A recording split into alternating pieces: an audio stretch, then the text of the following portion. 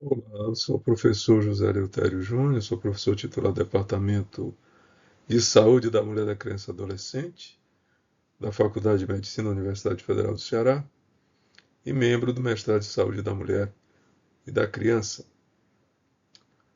A minha intenção aqui é conversar com vocês sobre microambiente vaginal e gestação, mais especificamente a abordagem do microbioma, discutindo um pouquinho o microbioma vaginal e consequências que podem haver de alterações deste microambiente com relação ao prognóstico gestacional. Considera-se, ou considerava-se até cerca de 10 anos atrás, que a microbiota normal da vagina humana era composta por lactobacilos e que, portanto, a presença de lactobacilos pressupunha uma saúde dessa mulher sem risco para maus desfechos obstétricos. Mas antes da gente falar especificamente do microbioma, é importantíssimo que conheçamos as definições corretas. Então, por definição, microbioma é a coleção de todos os genomas de micróbios em um ecossistema, que é diferente de microbiota, que são micróbios que coletivamente habitam um dado ecossistema. Quando estivermos falando de microbioma, nós estamos falando de genoma. Quando nós estivermos falando de microbiota, nós estamos falando especificamente de agentes, de patógenos. É considerado que os humanos eles têm 10 a 100 trilhões de micróbios, o que excede em 10 vezes o total de número de células do organismo, e coletivamente contém 27 vezes mais genes do que o próprio genoma humano. Historicamente, quando se pensa em microbiota vaginal, não há como não se lembrar dos lactobacilos, especificamente chamados por algum tempo de bacilos do Oderlein. E é interessante saber que a descrição de bacilo do Oderlein, que seriam de lactobacillus acidófilos, foi feita pelo Dr. Doderlein no 4º Congresso da Sociedade Ginecológica da Alemanha, em 1891. Mas que na realidade, a publicação sobre esse assunto foi feita por outro autor, que foi Stanley Thomas, em 1928, em que ele repetia a descrição feita por Albert Oderlein, que tratavam-se de organismos morfologicamente gram-positivos, que não formavam esporos, que eram bacilares, algumas vezes mais longos, outras vezes mais finos, com terminações meio que em quadrado, ocorrendo isolados ou em cadeias. Na vagina, não existem só os lactobacilos. Aqui nós temos exemplo de bacilos considerados lactobacilos, bacilos médios gram-positivos. No entanto, não só de lactobacilos existe a vagina, existem milhões de outros micro-organismos ali presentes. No equilíbrio entre esses micro-organismos. Então, na vagina, os micróbios existe uma relação mutualística bem afinada com o hospedeiro e, na realidade, fornece uma primeira linha de defesa contra a colonização por patógenos oportunistas. E é interessante nós lembrarmos que apenas 20% das bactérias intimamente associadas ao corpo humano podem ser cultivadas, portanto identificadas. E métodos baseados em cultura acabam subestimando a diversidade da microbiota. Então você tem a presença mesmo em gram de bacilos médios gram-positivos, bacilos alongados gram-positivos. Se forem negativos, você pensa em Leptotrix, mas se são positivos, podem ser lactobacilos, podem ser fusobactério. Então, existem possibilidades de outros agentes ali presentes. Mas os estudos genômicos demonstraram que o ambiente microbiano da vagina é geralmente dominado por uma ou duas espécies de Lactobacilli. A microbiota vaginal normal e anormal são complexos, são mais de 200 espécies bacterianas, influenciadas por genes, por origem étnica, por fatores ambientais, por fatores comportamentais. Então, a microbiota e, por consequente, o microbioma, eles estão associados a diversos fatores, desde a etnicidade, a genética, como também da influência exógena, quer por dieta, quer por uso de medicações, quer por uso de determinados instrumentos que podem influenciar aquele microbioma, aquela microbiota. O ecossistema vaginal, na sua complexidade, pode ser demonstrado pela grande variação na composição desse microbioma vaginal, que difere até mesmo das fases do ciclo, da gestação, no uso de contraceptivos, na frequência de intercurso sexual e no uso de duchas ou produtos desodorantes, antibióticos, medicações com propriedades imunossupressivas. Tudo isso pode alterar esse ecossistema vaginal e, por conseguinte, ter suas consequências.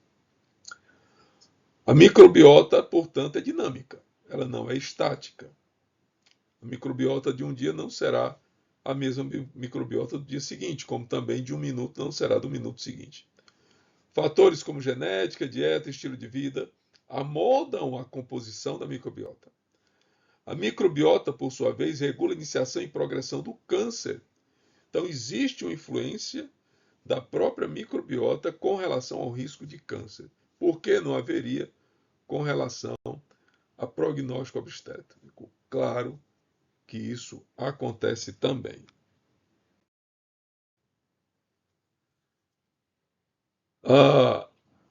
A relação que tem a ação hormonal e a microbiota é muito íntima. Então, você tem, por exemplo, antes da puberdade, em que você não tem um nível estrogênico suficiente para causar estímulos epiteliais e nem sobre a microbiota, você tem um epitélio fino, baixa reserva de glicogênio, portanto, pouco crescimento de lactobacilos, e assim você vai ter um pH menos ácido, com a microbiota predominantemente cocácea. Durante a puberdade e idade reprodutiva, você passa a ter uma produção estrogênica e estroprogestínica com a ovulação. Com isso, você tem um espessamento de parede vaginal, uma deposição maior de glicogênio nas células intermediárias do epitélio escamoso, por conseguinte, uma possibilidade de metabolização desse glicogênio, levando a um pH mais ácido e formação de lactobacilos com mais frequência, e mantendo uma certa saúde vaginal naquele grupo. Parando a menstruação, parando o ciclo ovulatório e, por conseguinte, o ciclo menstrual, então reduz a secreção estrogênica na pós-menopausa. E você volta a ter um quadro semelhante àquele pré-puberal, ou seja, uma microbiota cocácea e um pH menos ácido.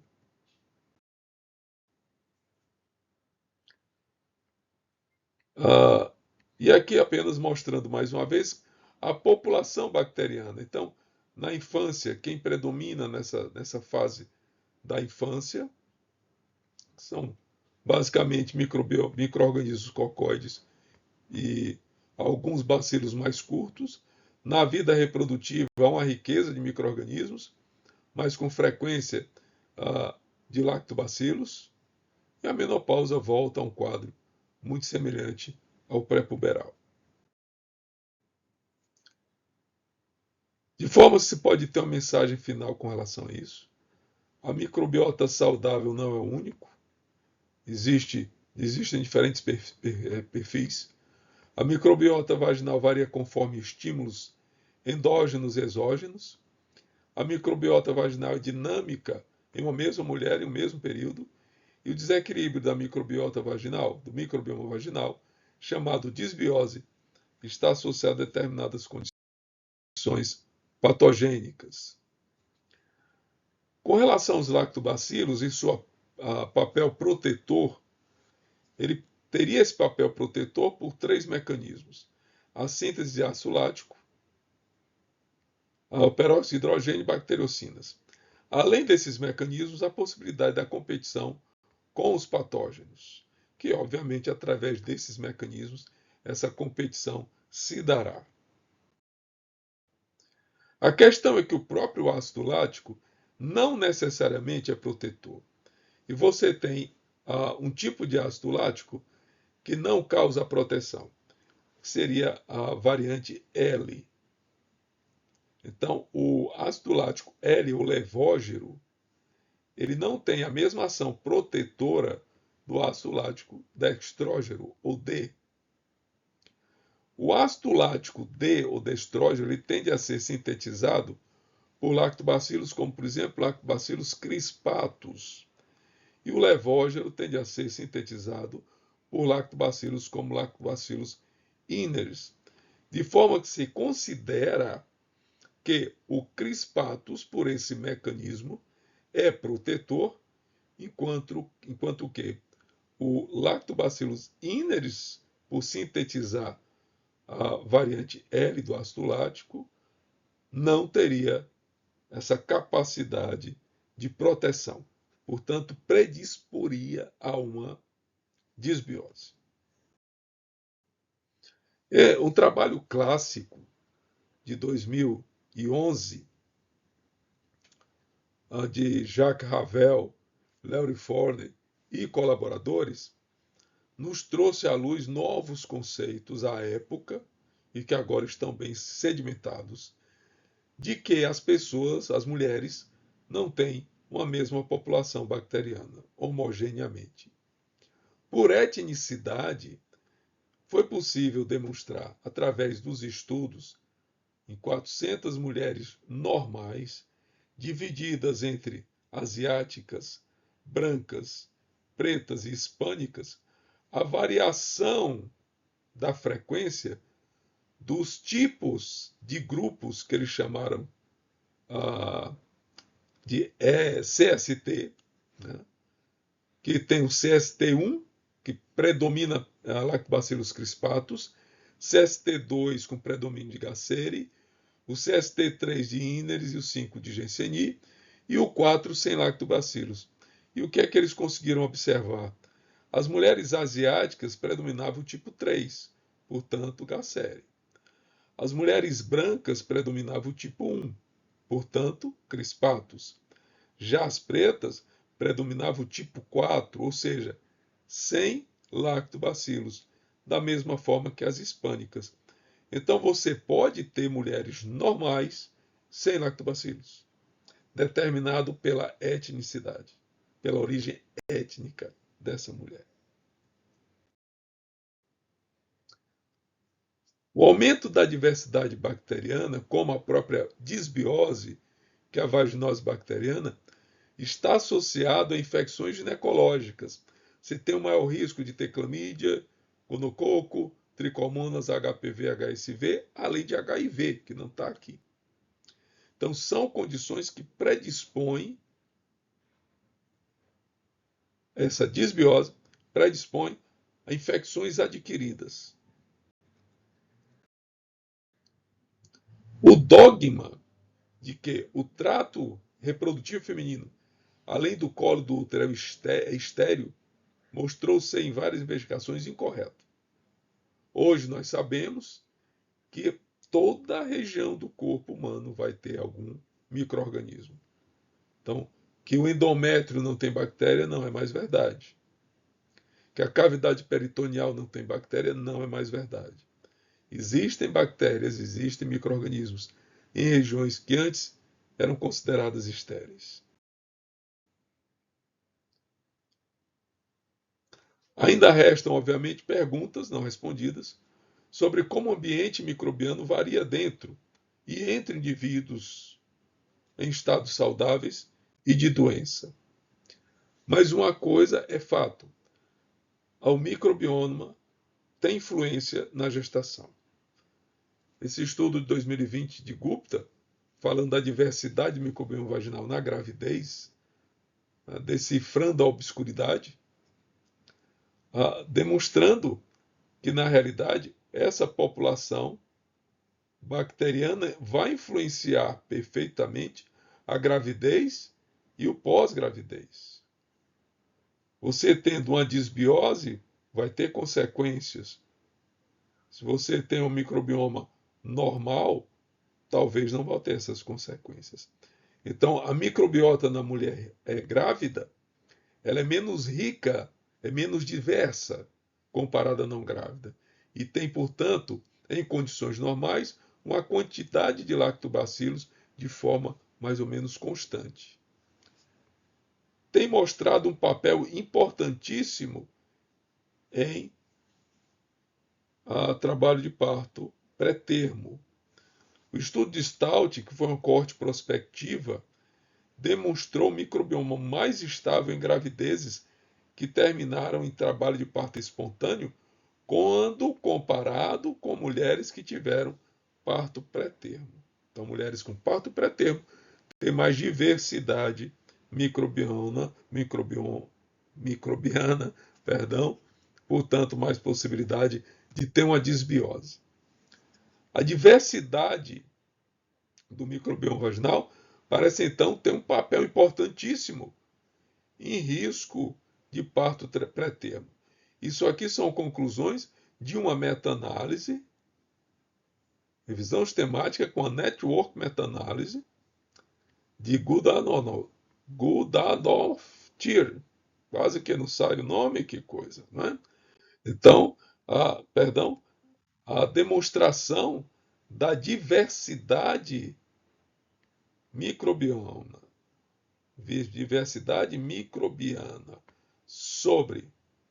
da vagina sobre a gravidez está bem estabelecida, especialmente quando se pensa em risco de parto pré-termo, risco de amniorrex prematura. Você tem esse microbioma muito, muito relacionado. Alguns estudos têm relacionado a baixo peso ao nascer, tem alguns outros estudos que começam a pensar em possibilidade também de microbiomas vaginais alterados e risco de pré-eclâmpsia. Muito ainda tem que ser estudado, obviamente, mas não há dúvida de que há sim uma inter-relação entre o microbioma vaginal e a gestação. É um fato que é importante, é empolgante e continua o estudo. Fica então essa mensagem inicial para vocês. Espero que tenha trazido à luz, eventualmente, a resposta a dúvidas que possam ter. E no decorrer do nosso curso, nós vamos conversando mais sobre esse assunto palpitante.